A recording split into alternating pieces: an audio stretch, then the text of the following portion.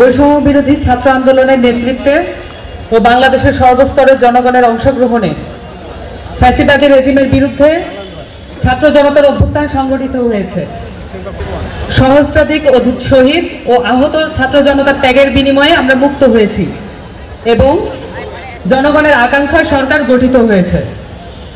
এই অভ্যুত্থানের ঘোষিত লক্ষ্য ফ্যাসিবাদী ব্যবস্থার বিলোপ এবং নতুন রাজনৈতিক বন্দোবস্ত এখনো দীর্ঘ রাজনৈতিক ও নীতি নির্ধারণের লড়াই দাবি করে। বাংলাদেশের জনগণ 47 সালের পাকিস্তান আন্দোলন, 71 সালের মহান মুক্তিযুদ্ধ এবং এবারকার ছাত্র জনতার অভ্যুত্থানের ভেতর দিয়ে নিজেদের আকাঙ্ক্ষা বারবার ব্যক্ত করেছে।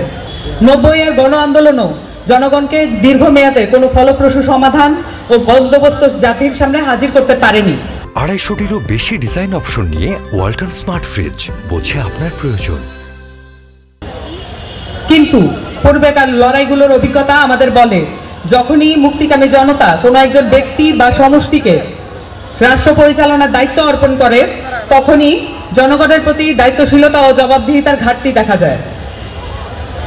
ছাত্র জনতার অভ্যুত্থানের সরকার গঠিত হলেও পূর্বেকার ফ্যাসিবাদী ব্যবস্থা এখনও জনগণের সাফল্যের প্রতিদ্বন্দ্বী রূপে সক্রিয়। নিপীড়ক রাষ্ট্রযন্ত্রের ধ্বংসাবশেষ প্রতি পদে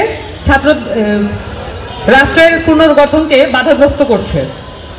ফলে ছাত্র জনতার অভ্যুত্থানের মধ্য দিয়ে রাজপথে নেমে আসা জনতাকে সংগঠিত করা, 8ই আগস্টে গঠিত সরকারকে যুগপৎ সহযোগিতা ও জবাবদিহিতার আওতায় আনা, তদুপরি জনস্বার্থের পক্ষে নীতি নির্ধারণে ভূমিকা রাখার লক্ষ্যে আমরা নাগরিক দায়িত্ব পালনের অঙ্গীকার করছি।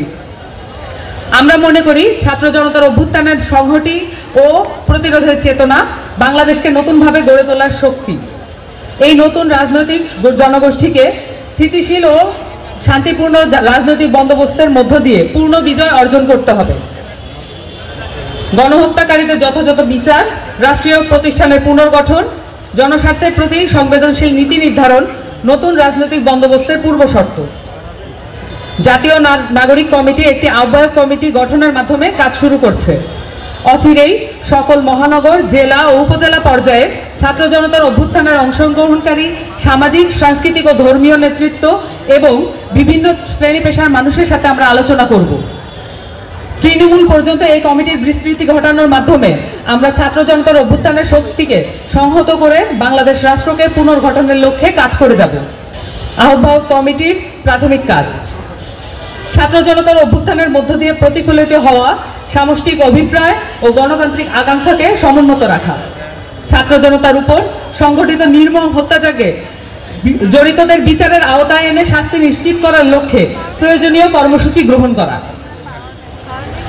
রাষ্ট্রের জরুরি সংস্কার ও পুনর্গঠন করার লক্ষ্যে অন্তর্বর্তীকালীন সরকারের জবাবদিহিতা ও সহযোগিতার পরিসর তৈরি করা, বিভিন্ন সামাজিক, সাংস্কৃতিক ও রাজনৈতিক উদ্যোগের সাথে আলোচনা, মত বিনিময় ও গণমুখী কর্মসূচির মাধ্যমে সর্বস্তরের জনতাকে সংহত করার লক্ষ্যে কাজ করা, দেশের সর্বস্তরের সামাজিক, সাংস্কৃতিক ও ধর্মীয় নেতৃত্বকে সংহত করে গণঅভ্যুত্থানের আকাঙ্ক্ষা সমুন্নত করে রাখার লক্ষ্যে ফ্যাসিবাদী কাঠামো ও শক্তির বিরুদ্ধে প্রতিরোধ অব্যাহত রাখা, জনস্বার্থের পক্ষে নীতি নির্ধারণের লক্ষ্যে বিভিন্ন শ্রেণী পেশার মানুষ ও প্রবাসী বাঙালিদের সাথে বিষয়ভিত্তিক সংলাপের আয়োজন করা, রাষ্ট্রীয় প্রতিষ্ঠানসমূহ পুনর্গঠনের লক্ষ্যে প্রয়োজনীয় নীতি নির্ধারণী প্রস্তাবনা তৈরি ও সেটা বাস্তবায়নে প্রয়োজনীয় রাজনৈতিক পদক্ষেপ গ্রহণ করা, গণপরিষদ গঠন করে গণভোটের মাধ্যমে নতুন গণতান্ত্রিক সংবিধান তৈরির জন্য গণ আলোচনার আয়োজন করা। উল্লেখিত কাজের পরিধি ও পদ্ধতি সাপেক্ষে বাংলাদেশের জনগণকে নিজ নিজ এলাকায় সংঘবদ্ধ থাকার আহ্বান করছে জাতীয় নাগরিক কমিটি।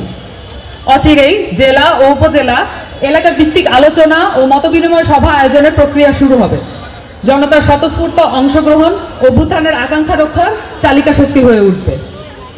জাতীয় নাগরিক কমিটির ক্রমবর্ধমান তালিকা আপনাদের সামনে এখন উপস্থাপন করবেন জাতীয় নাগরিক কমিটির আহ্বায়ক নাসিরউদ্দিন পাথরী।